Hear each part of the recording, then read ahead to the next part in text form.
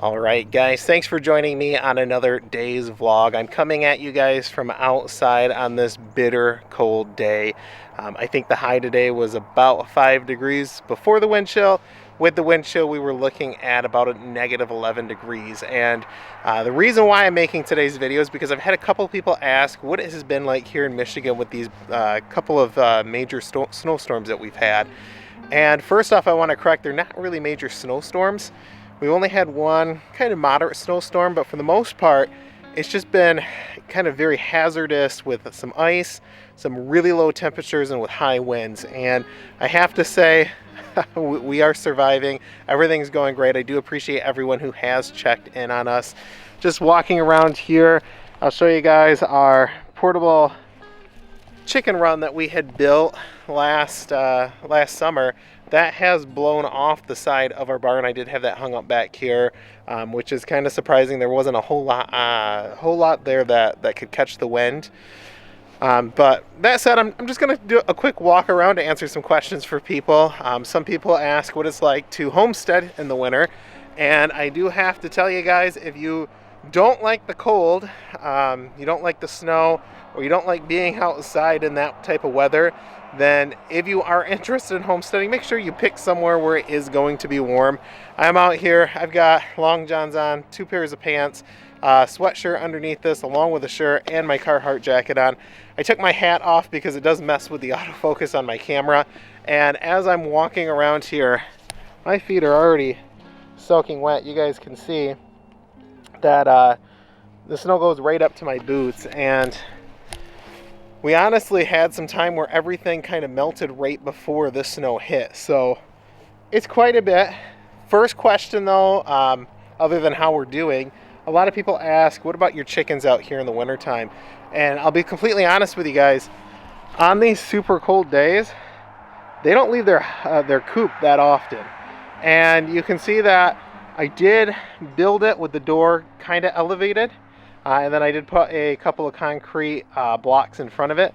Reason being is they do like to come outside when it is cold out, and one's coming out right now. They're a little bit camera shy today. They were walking around right in front of their coop, just on the outside. You can kind of see the tracks there. I don't know, it's probably hard for you guys to see, but that's all tracks right there. They did also get over here. They did some digging around, and I don't know, if you keep it low down to the ground, first off, you run into things like snakes trying to get in there, which yes, snakes can get into this, but it creates a little bit of an obstacle for them. It also makes it where I don't have to come out here and shovel. We have an automatic door that raises and lowers. I do a set time on that. I don't do dusk and dawn. I like having the reliability of knowing when my door is going to open and when it's going to close. And, you know, I don't want to run into a chance of snow building up against that and blocking it. So that was one of the advantages. If you haven't and you are interested in learning more about that door, I do suggest you check out that video. It's on our channel under our... I don't remember what category it is, but it's under our poultry category, so check that out if you're interested in it. The door that we picked has been discontinued, I'll tell you guys that, but it is still a solid door. I can find them quite often secondhand, like eBay. I think I did see it on Amazon one time, even though it was listed discontinued, and then that company still does make lots of other types of doors. This is just an older model. Continuing around to our compost pile here. As you guys can see, it's completely covered in snow. I was out here the other day. I took the temperature here on our bigger pile, and sad to say, but the pile has completely frozen. The temperature was like 20 degrees in the inside. I did just get my thermometer jammed down in there just enough to get that temperature, and that's just froze maybe here, I want to say 2 weeks ago. So for the most part, we made a good portion of our harsh Michigan winter with compost actively going. I am still adding to this. I have a bucket of scraps inside that I'll bring out here probably later tonight or tomorrow morning, and I'll get that added to it. But I think that our main pile, that's about as big as I'm going to let that get, because I do want to be able to use that compost this summer. So I'm going to quit adding to that one, and I'm going to start adding more into this one, which really probably hasn't broken down that much, if any. at this point, just because there wasn't enough mass there, and well, there wasn't really enough mass there to sustain it breaking down, especially over winter. Continuing out here, I've talked to you guys before. We have the beautiful sunset rays coming right over the field over there, but this here is going to be where we're going to be growing corn at. And then I did put in some in-ground beds around our greenhouse out here, and that's going to be where we're growing more of our vegetables. I know that I promised a while ago a video on what we're going to be growing during the 2021 grow season, and that is still coming. I'm still working on it. We kind of got into a little bit of an issue where we ordered some seeds and they hadn't arrived yet, but I did get an updated tracking number and they should be arriving here any day. Not any issues by any of the companies that we ordered from. It's just the post office at this point is running really slow. But we are really excited to get out here and to get gardening here, hopefully in about a month and a half. Continuing on, we have our dormant beehive that has been sitting out here. We ordered this. If you are a regular viewer of our channel, you probably remember we ordered it back right when we purchased our house. It was supposed to come at the end of April, beginning of May. Unfortunately, it did not come though until the end of summer. So we did put it together. I did get it outside. I decided to leave it out here. I wanted to see how it would do with the snow first off, and I wanted to know if I had it raised up enough to allow the bees to get in and out.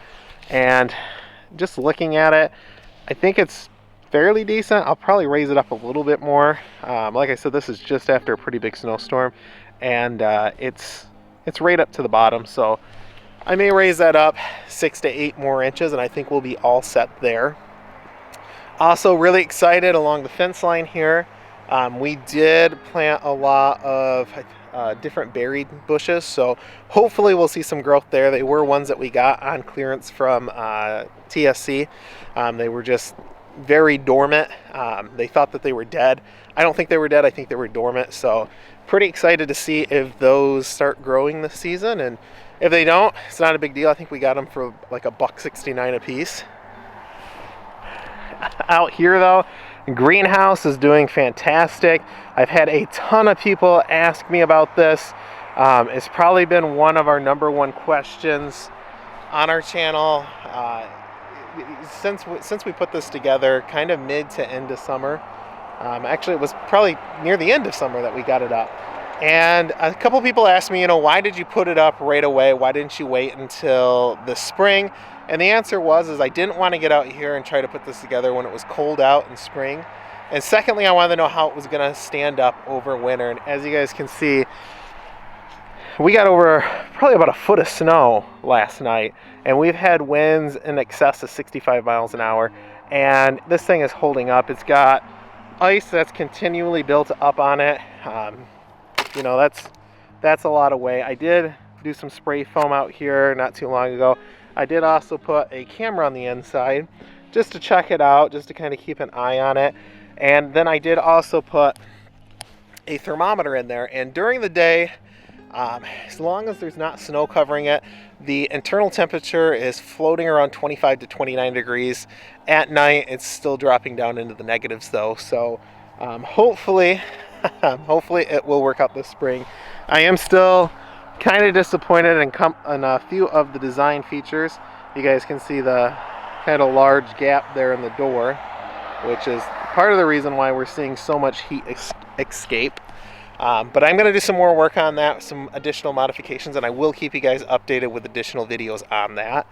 I also put in a camera out here on the outside just to kind of see how things are doing.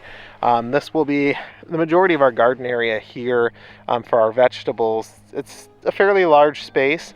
I do think we'll be able to grow enough not only for ourselves, but enough that we can sell at a little market stand that we want to build out at the end of the road. And it'll work out great because our beehive is just over there. I've said it before, but this here is going to all be corn, and then vegetables out here, tomatoes, a lot of herbs. Herbs are actually going to go real close here to the greenhouse. So with the camera, I'll be able to keep an eye on that. I am planning on making a video about the cameras that I did pick. We are in love with these cameras. We got a ton of them. They're inside our barn, attached to our house out here in the greenhouse. They are doing great, and I love the idea of having this out here because if it does pick up motion, it will send a notification to my phone. So if there's deer out here, which we have had deer out here, but they've never messed with our garden, surprisingly enough, which really just shocks me. But if there are deer out here, that will pick it up and notify us. Continuing on, Bram's apple tree that we planted here not too long ago. It was kind of near the end of summer. Still got a couple of leaves here up top, if I can get it to focus, but this tree is holding up well. I did get some plastic covering to put across the bottom just to kind of keep it protected from any kind of animals like rabbits. We do have a lot of rabbits out here. Fortunately though, I haven't had to put that on yet, and honestly I've just for some reason haven't done it. I really should. But the tree's doing really well. I have a ton of fruit trees that we are going to be planting out here kind of near mid-spring. We have peaches, we have apple trees, we have pear trees, we have plum trees. We are going to fill this up along the tree line out here with as many of those as possible.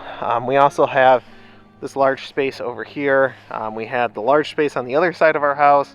We have the large space on the back of our house, which our playground equipment should be arriving for the kids soon.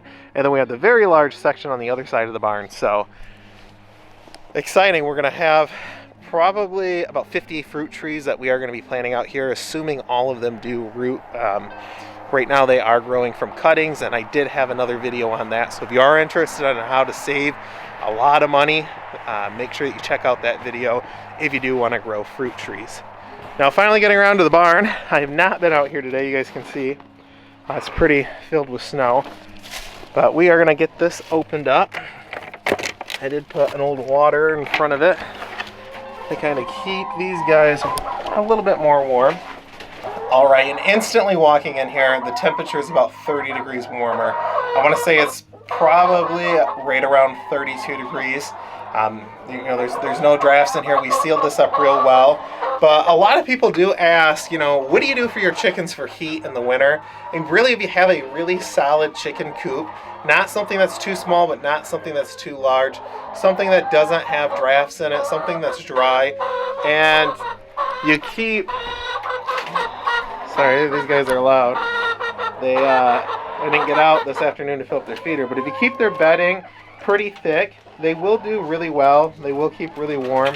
They are coming out to check them in. Give it, guys. The girls. Oh, we got one that's going to join us. But they will do really well if you have a solid environment for them. So I did make a video on how to best prepare your chickens for winter. I would suggest you check that out, but we are going to make some additional modifications out here in the spring. As a reminder, last summer was our first year on this homestead. Really property, it wasn't even a homestead at that point, and we are working on as many updates as possible as we can out here just to make it a successful first full year out here on our property. Rabbits. The rabbits are doing really, really well. We have gone through a couple of their water bottles here because they do have a tendency of leaking. This one did get unplugged, so that one, of course, is frozen. And then we do have Oreo over here, who's also doing really, really well. I will be honest with you guys, though. Rabbits are really messy. A lot more messy and a lot more smelly than chickens are. And the kids really did enjoy getting them.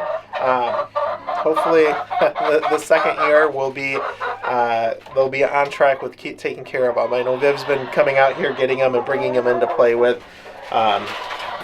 Water, though, this thing's frozen solid, is still one of the big issues that we are running into out here. Something that I am going to have to figure something out for the start of next winter because, well, let's face it, I'm tired of hauling water out here, every 2 days at this point and coming out here every day to check to make sure they have water. So that is something that I do want to figure out. But that is it, kind of a brief winter walk around. I think everything's still doing really, really well. I think that we are on track, hopefully for an early spring. Hopefully this won't last too much longer out here. Other than that, though, I do appreciate you guys checking it out. If you haven't already, don't forget we are giving away a GoPro Hero 7 Black Edition as soon as we hit 500 subscribers. All you got to do to enter for that is to go over to that video. I will link it in the description below. But that video, pretty simple. You just watch the video. After you've watched it, you give it a thumbs up. You comment below with where you've shared the video at, so you do need to share it. And then you are entered to win. Now, I will tell you guys, though, please make sure that you subscribe. It's not a requirement, but once we do hit 500, I will announce the winner. It's not going to be a special video. It's just going to be kind of thrown in as content on one of our regular vlogs. So if you're not part of our subscriber base, you're probably not going to get a notification for it. So again, subscribing is not required, but it is going to notify you if you do win, because if we don't hear back from you with an address to send the GoPro to, I can't send it to you. Other than that, though, guys, that is it for tonight's vlog. I appreciate you guys again checking it out. If you guys have any questions or want to know how things are going, or have any questions about anything that we have going on out here, please let me know. Other than that, I appreciate it, guys, and we'll see you next time.